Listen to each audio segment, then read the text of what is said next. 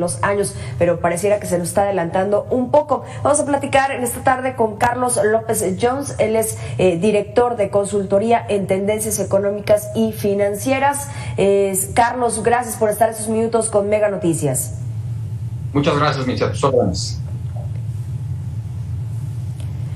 Bueno, usted escribía hoy por la mañana en su cuenta de Twitter, el problema no está en la inflación general de 7.05, sino en la inflación subyacente, para que todos lo podamos entender de cómo nos afecta de manera directa y que el problema no está radicando allí, sino en la subyacente, y me parece que también tendría que haber una explicación para el gobierno federal porque pareciera que no se está entendiendo. ¿Podría explicárnoslo? Sí, cómo no. Mira, la inflación de 7.05 que estamos viviendo este año de 2021 va a terminar siendo la más alta en este siglo. En México no habíamos tenido una inflación, un alza de precios tan grande en los últimos 21 años. ¿Qué es lo que está pasando? Bueno, cambió la canasta de consumo. Las personas en 2019 consumían más servicios y ahora consumen más bienes. Conforme nos quedamos más tiempo en casa, comemos más. Es algo muy curioso, pero compramos más comida en el súper. En consecuencia, como bien señalabas al principio, pues la comida en el súper ha ido subiendo de precio. Hay otros precios que han ido bajando. Ya no consumimos tanta ropa de vestir para la oficina, ya no consumimos tantos servicios como los peinados o arreglarnos o el turismo, y esos precios no han subido tanto. Entonces, hay precios que han subido mucho porque hay una nueva realidad y hay precios que no han subido tanto. La inflación general que mide el INEGI está compuesta de más de 3,000 productos. Hay unos cuyo precio es muy volátil, el caso de los alimentos. Ejemplo, hoy el jitomate está en 30 pesos y mañana está en 33 pesos. Eso es un aumento del 10%. Pero pasado mañana baja a 27 pesos. Eso ya es una rebaja del 20%. Entonces son precios muy volátiles los de los alimentos. Esos los excluye Banco de México. La inflación subyacente son precios que no son tan volátiles y que nos dan una mejor trayectoria, un mejor indicador de para dónde va la inflación en los próximos meses. ¿Cuáles son esos precios? El precio de las medicinas. Ese, ya una vez que subió, no vuelve a bajar, por ejemplo. El precio de los autos, el precio de las computadoras. Una vez que suben de precio ciertos productos como esos, ya no vuelven a bajar. Y esos precios están subiendo a un ritmo del 5% anual. Y eso es preocupante porque la meta de Banco de México es 4% anual, cuando mucho debería ser 3%. Pero dice, bueno, más 1.4.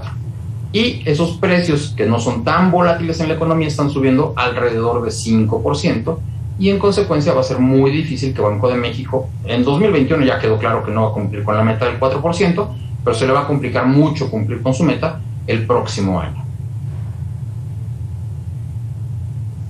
Este incremento de 5% que menciona Carlos, ¿a qué se debe? Porque hoy por la mañana escuchábamos también al presidente señalando que, bueno, pues que por eso se necesitaba ya lo del tema de la reforma eléctrica y que con esto se podía frenar los índices de inflación. ¿Es así? No, para nada. La inflación, los precios están subiendo a nivel mundial.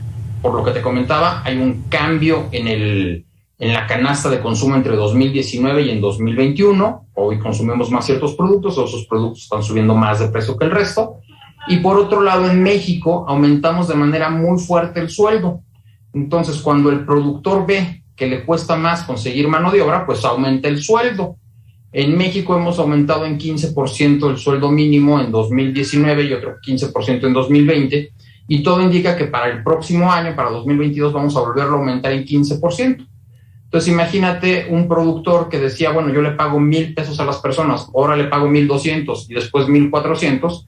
Bueno, pues tengo que aumentar un poco más mis precios finales. La energía eléctrica, vamos, aun cuando a todos nos pega mucho la energía eléctrica, realmente es un 3, un 4, un 5% el total. Entonces no, la reforma eléctrica no tiene nada que ver con la inflación.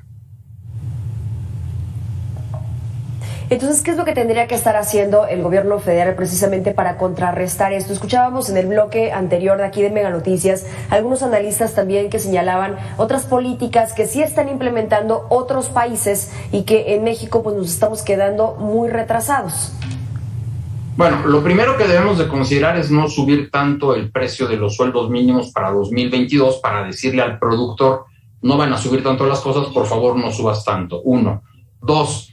Al contrario de lo que dice el señor presidente de tener un solo monopolio, que sería la CFE, para que produzca electricidad. Lo que deberíamos de hacer es que más empresas privadas produzcan electricidad para que la electricidad sea todavía más barata y ese costo se les reduzca a las empresas.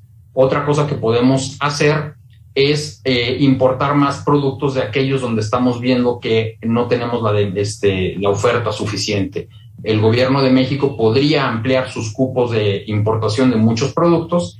Eso inundaría el mercado nacional de esos productos y haría que baje el precio de esos productos. Ahora, ¿qué pasa? Regresando un poco también a lo que se ha presentado, en lo que hemos escuchado hasta ahora de la reforma energética, ha habido de alguna forma incertidumbre en este sector. ¿Esto también se está viendo reflejado en el tema de la inflación?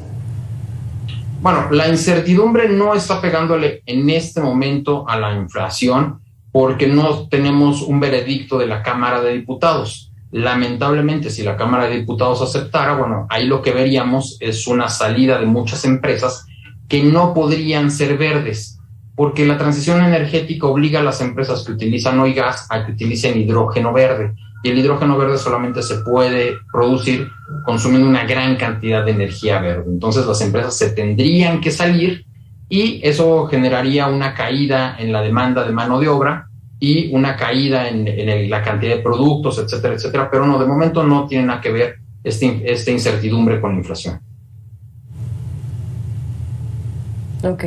Me gustaría preguntarte, Carlos, ¿cómo prevés el inicio de enero del 2022, cuando lo conocemos comúnmente como la cuesta de enero? Pero antes de ir a esto y antes de que me des tus impresiones, mire, revisemos lo que nos dijo el coordinador de Acción Ciudadana frente a la pobreza, Rogelio Gómez, que él dice que a pesar de que se han recuperado empleos a lo largo de este 2021, pues muchos tienen un sueldo precario que no les alcanza para adquirir lo básico. Escuchémoslo y regresamos. Vamos, si así estamos al final de este 2021, ¿cómo estaremos a principios del 2022 y en el transcurso de ese año? ¿Qué nos dices, Carlos? Bueno, va a ser complicado porque si seguimos subiendo sueldos a ritmo de 15% el sueldo mínimo, va a haber poca generación de empleos, por un lado. Por otro lado, estás haciendo más rentables a los robots para que sustituyan a seres humanos y efectivamente vamos a tener dos mercados. Un mercado formal, donde ahorita son pocas las personas que ganan menos de 5,000 pesos, y un mercado informal donde sí hay una gran cantidad de personas que sí ganan entre 1,000, 1,200 a la semana, 2,000, 2,400 a la quincena, y ellos es a los que vas a ver más afectados. Entonces ahí es donde vamos a empezar a ver un aumento interesante de precios importante en los tianguis, en los mercados sobre ruedas, en el taller mecánico, en la peluquería, en la tortillería. En todos estos lugares, al aumentar el sueldo mínimo, tendrá que aumentar los precios pues para poder pagar esos costos adicionales. Creo que va a ser un inicio complicado. Creo que la reforma de outsourcing ya dio todo lo que tenía que dar y lamentablemente la incertidumbre que se está generando con la reforma energética no nos está permitiendo atraer nuevas inversiones. La semana antepasada General Motors decía: si no hay reforma verde, pues no tiene caso que nos quedemos aquí, nos vamos a ir. La semana pasada, una empresa del sector de telecomunicaciones dijo: tenía yo pensado poner una planta de microchips en México, pero mejor la pongo en Estados Unidos porque en México no hay certidumbre sobre la energía. Entonces, vamos, estamos dejando ir muchas oportunidades que se traducirían en una gran generación de empleos nuevos para el próximo año. Es decir, que ya se podría hablar de fuga de capitales en nuestro país. Sin lugar a dudas, estamos en ese proceso. Te doy 3 cifras. En 2014, la cantidad de capitales extranjeros invertidos en bonos mexicanos era de 155,000 millones de dólares, 3 billones de pesos. Después bajó a 112,000 millones, que ahí fue donde se quedó en 2018, cuando Trump dijo para negociar el Telecán, y bueno, terminamos en Temec. Pero esta administración empezó con 112,000 millones de dólares. Las últimas cifras nos hablan de 80,000 millones de dólares. Entonces estamos hablando ya de una fuga de 30,000 millones de dólares, más o menos 600,000 millones de pesos, de fondos de inversión extranjeros que dicen: vámonos a cortar por lo sano, nos salimos de México, nos vamos a otros lugares. ¿A dónde se están yendo? Pues se están yendo a Brasil, se están yendo a Chile, se están yendo a Polonia. Brasil, por ejemplo, ahorita está pagando una tasa del 8%, México está pagando una tasa del 5%. Entonces, estamos dejando de ser atractivos para la inversión extranjera en este momento.